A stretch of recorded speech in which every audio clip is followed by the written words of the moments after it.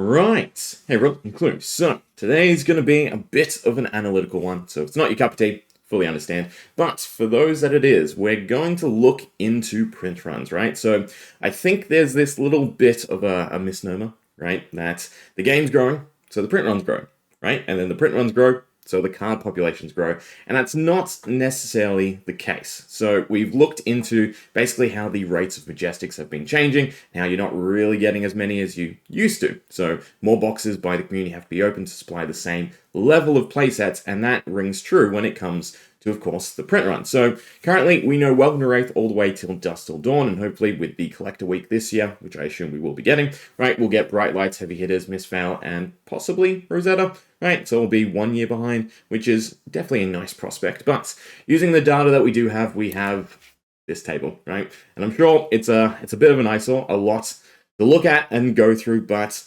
focally, the main lines that we want to dissect are these, the print per playset, right? So essentially, these are the total counts of X rarity, legendary, and majestic in particular, the sets, the print run above, right? Although we're trying to do this in a way that we can understand it without having to directly speculate on the print runs that we don't know, right? So I've come up with this print per playset, which is essentially how many boxes does LSS need to print in order to create a playset of, in this case, the Majestics. So Legendary is nice and easy. There's none that are short printed, but when it comes to the Majestics, we do have short printing. Now, this is no longer being declared, which is definitely interesting, right? It's similar to how we no longer get the breakdown of Rainbow Foil Legendaries versus Cold Foil Legendary. We just get one number. So, for instance, Uprising, Dynasty, and Outsiders are adjusted with the fact that, again, we have the two separate numbers. So we can bring it down to, say, 1 per 59 packs for, say, Uprising, right? But when it comes to Dusk Till Dawn onwards, we don't quite know the ratio. So Dusk Till Dawn being that 1 in 64 could definitely be the ratioed number. But then once we get to the 1 in 96 again, I would personally presume that to just be the Rainbow Foil rate, right? Because that's what it feels like. And then the Cold Foils would be a separate rate to that. So altogether, right, I've done my best to account for the printing discrepancies, the pull rate discrepancies, right? So the short prints and everything that I can possibly factor in to come up with these ratios. So prints per playset. So Welcome to Rathe, right? It'll take 15 boxes to supply a playset of the 10 Majestics in the set. Super rares down the bottom, so take another 11.25 boxes. So technically you should find all your super rares by the time you find your Majestics, which is fantastic. What we are most interested in is the decrease and increase, right? So for instance, Klloo, it actually became a smaller number, so less boxes need to be printed in order to supply one playset of all the Majestics in that set. Monarch, Tails, right, they're all lesser. Then we jump up with Everfest, Uprising, and 2.0 brings it back down, but then we start really rocketing upwards, right? So Dynasty at 19.8, so basically 20 boxes per, again, population of Majestic playsets, right? Now, the big one is when we jump to the Hunted, for instance, right? It being above, again, the starting point of 15 means that the increase to any sense of print run, right, is being devalued by the fact that now more boxes have to be printed in order to, again, create those playsets of Majestics. Now, for High Seas, there's definitely a bit that we're still unsure of. Again, we don't know the full list of Majestics. The only short printing that I can basically account for would be the amulets, right? So we're getting 9 amulets. I assume they're all Majestic, and since they're all Legendary, they will have the usual short printing of 50%, right? Which, again, is another thing to sort of factor in, right? Anything that's Legendary, only one copy of it per constructed deck is actually only short printed by 50% rather than, say, 66% to equate for it being, 1 to 3 cards of a proper playset. So overall, again, this basically just tells us that regardless of the print run going back up, right, even if it does get back to the level of Welcome to Rathe at that massive 264,000 boxes, right, that was both the first edition and the Unlimited, we're still going to have a less effective rate because, again, it requires more boxes to be printed in order to supply full playsets of our Majestics. So, if we then look at the print runs that we do know, for instance, we can rationalize this a bit better, right? So, again, Welcome to Rathe and Arcane Rising are our staple. So, their playset ratio is 1, right? 15 to 15.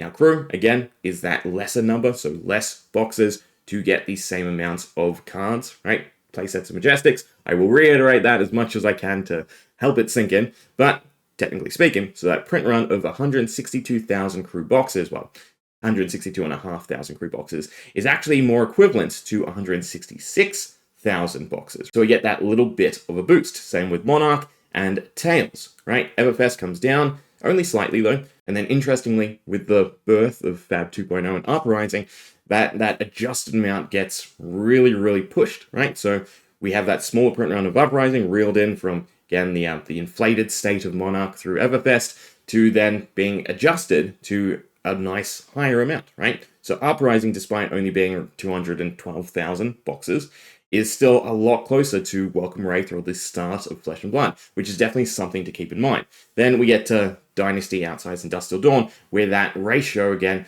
becomes a bit turbulent, and the adjusted amount goes down. So even though we're getting 175,000 Dusk Till Dawn boxes according to the print size, that's only actually equivalent to 113,000 when we use the perspective of Majestic playsets, right? Again, these being the main staple pieces. So overall, I just wanted to sink in that the print run increasing with the growth of the game isn't actually equating to higher populations of cards and a stronger supply for the community. So using Welcome to Wraith and Arcane Rising, right, 100,000 boxes printed of those sets would be equivalent to 154,000 of Dusk Till Dawn, right?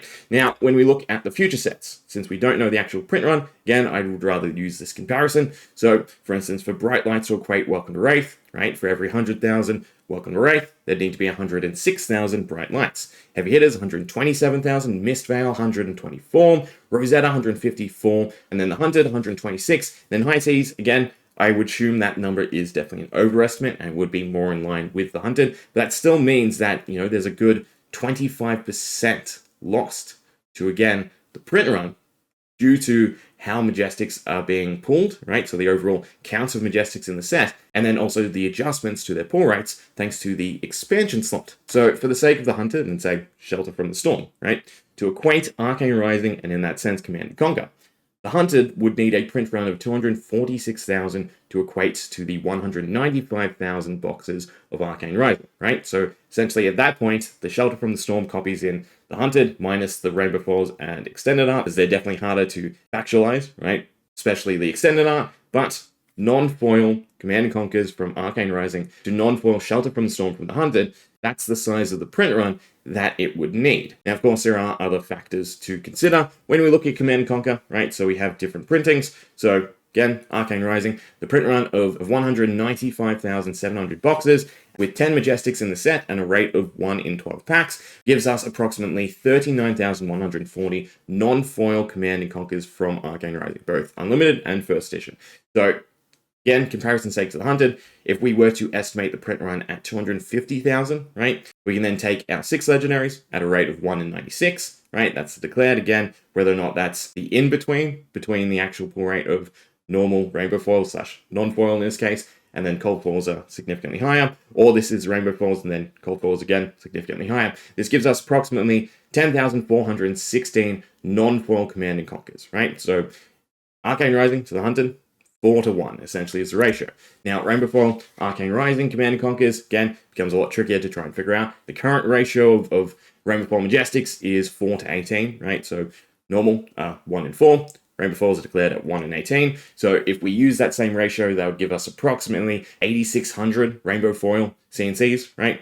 Now, White Border, we don't know. We know that there are roughly 57 Majestics in a sense, because we do have 10 short prints, right, at a rate of 1 in 3.15 packs. So, for instance, if there was a 50,000 print run of the White Border history packs, right, English history packs, that would equal an extra 10,000 Command and Conquers into the pool. Now, again, the Extended Art CNC from the Hunted, definitely hard to work out. We know it would definitely be less than the normal Command and Conquers from the set. But if we use, for instance, their current monetary ratio of about 1-3, right, that would give us around 3,400 of those EA Command and Conquers. So altogether, subjectively, as a reprint, right, this has not done its job. Subjectively, as print runs increase, they're not supplying the same amount, right, of Majestics overall. So if we go back to a nice big table, right, we can factor a few more things in. So again, we can print run and estimate, right? So again, we know Welcome to Wraith all the way till Dusk Till Dawn. From Bright Lights, Heavy Hitters, Mist, Rosetta, the Hunted, and of course High Seas, I am estimating the print size, right? But we know the legendary count, we know the approximate pull rate, so we can work out the individual counts. And then we can do the same for the Majestics, Super Rares, Carnival slot, for Everfest, and then of course the expansion slot, right? So we can understand the total populations of these cards, right, on an individual sense. So for instance, going back to Command & Conquer, right, Arcane Rising, there's 39,000 copies. If we were to estimate the Hunted at 250,000, that would give us an individual count for Shelter from the Storm at 37,000. So close, but not, right? Because again, we have reprints, right, of Command & Conquer. Even in the Hunted, if it's at that rate of 4-1, right, that's still a nice big boost of 25%. Then we also have the white border, and to some degree, right, the copy in Dynasty. So even if the Hunted's print run is 60,000 boxes greater than Arcane Rising, it's not supplying the same level of cards. And then we have the fact that, again, Welcome to Rathe, Arcane Rising, they were warranted that we needed the history product, right? Yes, it dropped off with Monarch, Tales, and Everfest, but then we go back to that lesser print size in Fab 2.0. So it does sort of beg the question, should we be seeing unlimited variants of some products? Especially, right, we're going through a rough patch with the Hunted. We're most likely going through a rough patch with High Seas. Rosetta is definitely going through a rough patch. So seeing these sets as limited versions, right, which would, strictly speaking, just be completely non-foil copies over every single card due to the updated policy. Do we think that that is actually necessary? Because again, those individual counts of Majestics, right? And I'm factoring in the short prints. So for instance, for Klloo, right, the individual count would be halved for any of the equipment pieces since they are printed at 50% the rate of our normal Majestics. But altogether, just looking at the numbers, you have Monarch and Tales, of course, being oversaturated, right? Welcome to Rathe potentially being the benchmark with Uprising, and then the rest all sort of shrinking back to 40 to 30,000, with all the latest sets hitting closer to that 30,000 mark,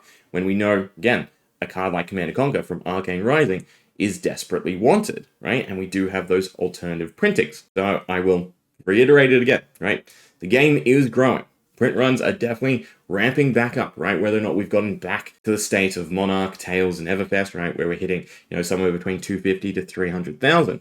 It's less relevant because that print size doesn't actually equate to the same thing as those sets, right? It has been reduced through the total counts of Majestics, the pull rates, and of course the expansion slot. So lastly, right, just for debate's sake, right, Barrendale Spring Tunic. How was this handled as a reprint? Well, we had our initial copies in Welcome to Rathe, right? We can place that at around 13,000 copies, right? With Klloo, we got another 8,000. We don't quite know the history pack, but we assume it's a decent volume, right? And then with Bright Lights, we got at least another 8,500.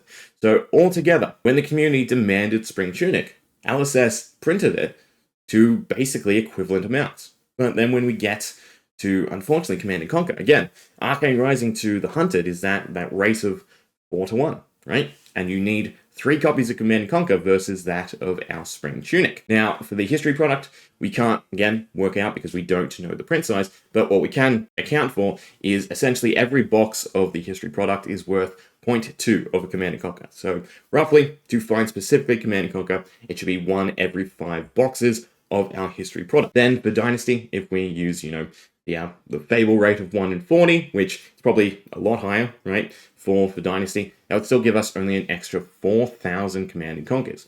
So altogether, in terms of how LSS has handled reprints, right, we have the standout example of Farendale Spring Tunic, and then we do kind of have that lesser poor example of Command & Conquer, which definitely kind of tells me that LSS values the Majestics, right, a lot more than they value the legendaries in terms of moving boxes and, again, supporting the secondary market to some extent. So what you draw from this in terms of how you feel about LSS and reprints and how they should handle the game is definitely up to you. But again, the main takeaway for anyone watching this is the game is growing, print runs are growing, but they're definitely not as impactful, which means that they're going to amount to sizable growing pains as we continue, because the community demand on card populations of especially majestic generics that are staples cannot be kept up with the current stylings of our print runs, and again, our majestic pull rates and total counts within any given set. But there we go. Hope you enjoyed. Yeah, let me know what you think.